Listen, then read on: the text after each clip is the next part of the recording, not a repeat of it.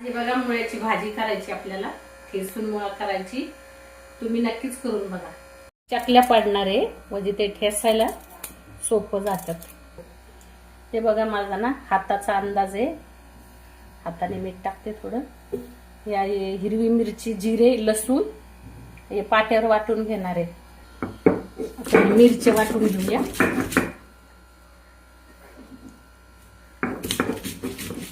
त्याची टेस्ट वेगळी येते जिरे हे वाटल्यावर.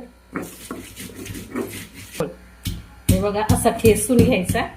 मुळा किसून घेतला ना त्याची टेस्ट लागत नाहीये, ठेसल्यावर चांगली चव येते त्याला. मुळाना असा ठेसून घ्यायचा, चांगला ठेसून घेतला ना त्याची टेस्ट येते. बोल. 2 पळ्या तेल टाकायचं. आता मोहरी टाकायची, आपल्या अंदाजाने टाकायची आणि ती काळी तडतडी होऊन द्यायची.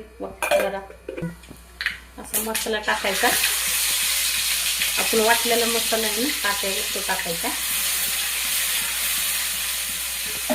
आता हळद टाकायची.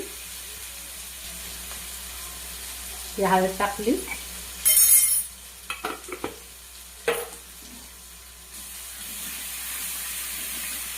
ते मुळा टाकू आपण ठेसलेला त्याच्यात.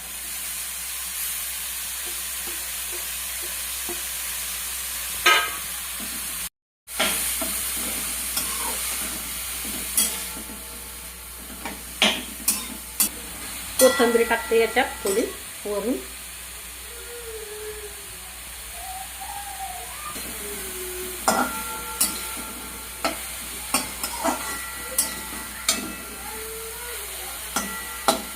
मुळ्याची भाजी झाली तयार.